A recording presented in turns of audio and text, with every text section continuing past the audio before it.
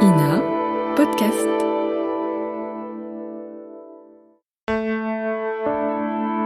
Ina Podcast.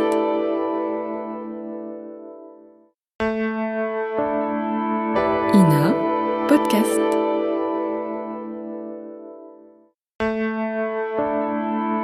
Ina Podcast.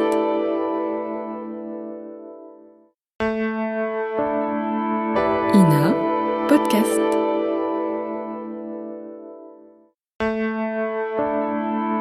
Ina Podcast.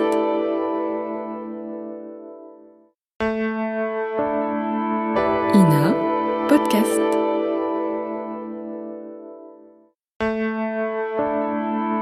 Ina Podcast.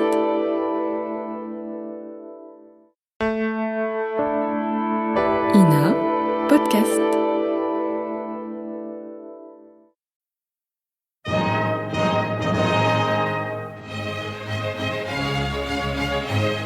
Bon baiser de partout.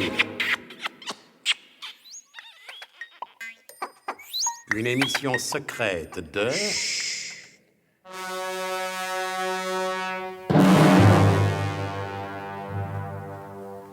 Donc, la deux chevaux de l'espace s'est portée au secours de Zorbeck le Gras et de Willem Fermtag. Oui, c'est l'ingénieur en chef Léon Paslam qui s'est occupé de tout depuis la salle de contrôle. Ah, mais de tout, enfin, ouais. de tout jusqu'à un certain point. C'est-à-dire qu'il a corrigé la trajectoire de la deux chevaux pour qu'elle vienne s'immobiliser à quelques mètres seulement des naufragés. Ensuite, il s'est adressé en ces termes à Albert Tunoulet. Mon petit Albert, vous m'entendez? Oui, monsieur l'ingénieur. Bon, à présent, vous allez prendre le sas et sortir. Sortir? Bah oui, sortir. Mais je vais tomber, monsieur l'ingénieur. Allons, ne dites pas de bêtises, mon enfant. Vous savez bien qu'il n'y a pas de pesanteur dans le milieu dans lequel vous allez évoluer. Oh, c'est vrai, monsieur l'ingénieur. Où avais-je la tête? Mais j'ai déjà vu ça à la télévision. Les Russes, les Américains... Oui, est-ce que ces cons d'Américains ou ces ivrognes de Moudjik sont capables de faire? Un petit Français bien de chez nous est également capable de le faire, et en mieux, j'en suis certain. Ah, je pense bien, monsieur Paslam. Alors je prends le saf et je sors. Sans oublier de revêtir votre combinaison spatiale, mon cher Tunoulet. Ah, bien sûr, monsieur Burnamo. Faut pas me prendre pour un imbécile. Pour Et- mon béret. Bon, écoutez-moi bien, mon petit Tunoulet. Ben, je fais ça, monsieur l'ingénieur en chef. Une fois dehors, vous faites le tour de la cabine spatiale. À l'arrière, il y a un coffre à outils. Oui. Ce sont pas ces cons d'Américains qui auraient pensé à un truc pareil. Bon, et dans ce coffre à outils, il y a un câble d'acier. Hein? Admirez ma prévoyance. J'ai placé dans ce coffre un câble d'acier avec une deux chevaux, qu'elle soit de l'espace ou non. On ne sait jamais. Bon. Alors attention, vous n'aurez qu'à fixer ce câble à l'avant de l'autre cabine spatiale. Compris, Tunoulet? Je crois que j'ai compris, monsieur l'ingénieur en chef. Ah, n'oubliez pas non plus le chiffon. Ah, c'est bon. Il y a quelques chiffons sales dans le coffre à outils. Ah bon? Le chiffon, pour signaler aux autres usagers de l'espace que vous avez un véhicule en remorque. Bon, dès que vous aurez terminé ce petit bricolage, vous m'appelez. Entendu, monsieur l'ingénieur en chef. Pendant cette conversation, le colonel s'était retiré à l'écart pour interroger Sosten Vorroulet. Sosten Vorroulet, je vous ai posé une question, vous n'avez pas encore daigné y répondre. Ah, mais quelle question, mon colonel? Qu'est-ce que vous faites là?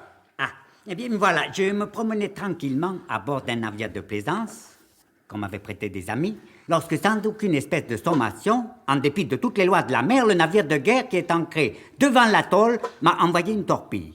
J'ai coulé, j'ai perdu toutes mes marchandises, alors je suis venu à la nage. Moi, très bon nageur. Ah, la jonque chinoise, c'était donc vous. T'as quelle jonque chinoise? Moi, pas de chinois, moi, authentique française. Voilà. C'est nous, les gars de la C'est marine. ça. Quand on est dans l'école bleue, Ouais. on n'a jamais froid aux yeux. Moi, pas de chinois. Votre navire était chinois. Le commandant de la Vigoureuse qui vous a envoyé par le fond m'a déclaré avoir coulé une jonque chinoise. Impossible. Moi, je voyageais pavillon de complaisance, alors pas chinois. Pavillon de complaisance ou de banlieue, je m'en fous. Et je réitère ma question, que faites-vous là? Ah, mon colonel, un malheureux naufragé ne choisit pas. J'ai nagé plusieurs jours et plusieurs nuits pour rejoindre la terre la plus proche. Qui se trouve être, par le plus grand des hasards, cet atoll à lagon sur lequel nous nous trouvons présentement. C'est bien comme vous dites, mon colonel, c'est le hasard. Voilà, et bien parfait. Comme je constate que je ne tirerai rien de vous pour l'instant, et vous convie à la garde vigilante des frères Jules et Raphaël Foderche. À vous trois, vous allez former un joyeux trio. Et voilà, les foulerches. À vos ordres, mon colonel. Officiel, Zul, on est aux ordres du colonel. Quoi que vous voulez, mon colonel, causer, c'est comme si c'était des affaires, hein. Officiel, Zul, c'est des affaires. Bon, vous voyez ce gaillard? Oh, ben, comme qu'on vous voit, mon colonel. Bon, eh ben, vous n'allez pas le quitter d'une semelle. Comment? Mais, mon colonel... Ben, quoi encore? Mais comment qu'on va faire pour pas le quitter d'une semelle vu qu'il est pieds nus? T'as raison, Raphaël, il est pieds nus. Eh ben, alors, vous ne le quittez pas d'un pouce. Le pouce, quel pouce, mon colonel? Hey. Officiel, Zul, quel Ben, celui que vous voudrez, où vous voudrez. Mais ne le laissez pas s'échapper. Vu, mon colonel. Officiel, Zul, tout ce qu'il y a de plus vu. Allez, on avance, s'il me Ah, toque. mais moi, pas chinois, moi, authentique français. Ouais, ça va, et ta sœur? Officiel, Zul et sa sœur. Allez, en avant, s'il me Ah toque. non, mais moi, pas Shintok. Aïe, non, mais vous voulez... Ah, me poussez pas, hein. Ah, qu'est-ce que ça veut dire? Poussez pas. Avec Alors- ça qu'on va se gêner. T'as raison, Raphaël, qu'on va se gêner. Et au même instant, Albert Tunoulet appelait l'ingénieur Léon Paslam à la salle de contrôle. Madame, monsieur l'ingénieur en chef, mission accomplie. Les deux cabines spatiales sont reliées l'une à l'autre par le filin que j'ai trouvé dans la boîte à outils. J'ai pas oublié non plus le chiffon pour signaler aux usagers de l'espace que nous avons un véhicule en remorque. Et parfait, ça, mon petit gars, parfait, parfait. Que faut-il faire maintenant, monsieur l'ingénieur en chef? Rien, vous laissez vivre, je m'occupe de tout. Et pendant que vous me parliez, votre progression vers la Croix du Nord a repris. Ah ben ça c'est marrant, on n'a rien ressenti, hein? N'est-ce pas, monsieur Burnemot, qu'on n'a rien ressenti? Et non, non, non, absolument rien. Et vous ne nous l'affirmeriez pas, monsieur l'ingénieur, qu'on ne le croirait pas. La deux chevaux de l'espace avait cette supériorité sur sa sœur terrestre qu'au départ, elle ne précipitait pas ses passagers dans le pare-brise. Et quelques heures plus tard, Gédéon Burnemauve entrait en contact radio avec la Croix du Nord. Allô, la Croix du Nord? La Croix du Nord! Ici, la deux chevaux de l'espace qui vous appelle. Chef de bord, Gédéon Burnemauve. Allô, m'entendez-vous? M'entendez-vous? Répondez! Seigneur Tout-Puissant, grâce te soit rendue. Nous ne sommes plus seuls dans l'espace, et j'entends ta voix. Allô, révérend Père Podmurge. Révérend Père Podmurge, est-ce vous? Oui, Seigneur, c'est moi, ton indigne serviteur. Révérend Père, m'entendez-vous? Oui, Seigneur, je vous entends, et je suis prêt à vous suivre, puisque vous avez daigné dans votre infinie bonté me rappeler à vous. Révérend Père Podmurge, je ne voudrais pas abuser plus longtemps d'une confusion très flatteuse à mon égard, mais je ne suis pas celui que vous croyez. Qui oserait se vanter de connaître parfaitement le Seigneur, qui par définition est ineffable? Mon révérend de grâce. Ah bah tiens, voilà que ça me gagne moi aussi. De grâce, écoutez-moi. De toute mon âme, trop longtemps souillée par les turpitudes terrestres, Seigneur, je vous écoute. Je ne suis pas celui que vous avez tant prié. Oh, pas assez, je le sens bien. Je suis Gédéon Burnemauve. Connais pas. J'ai bien connu un Gédéon autrefois dans la Bible, mais c'est si vieux. Je suis Gédéon Burnemauve, agent du SDUC sous les ordres du colonel Hubert de Guerlas. Ah, oui. Alors, répondez.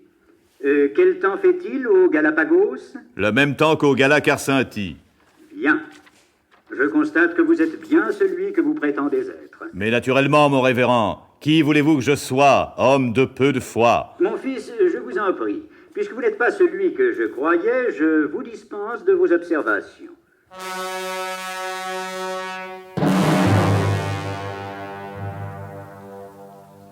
La deux chevaux de l'espace parviendra-t-elle jusqu'à la Croix du Nord? Et dans cette hypothèse, reviendra-t-elle sans encombre sur la terre ferme? Vous le saurez dès que nous jugerons bon de vous le révéler. En tous les cas, pas avant les prochains épisodes de notre grand feuilleton d'espace infini et de tempête sidérale. Bon baiser de partout! C'était Bon baiser de partout. Une émission secrète de... Pierre Dac et Louis Rognoni. Décryptage et mise en code, Jean-Wilfried Garrett.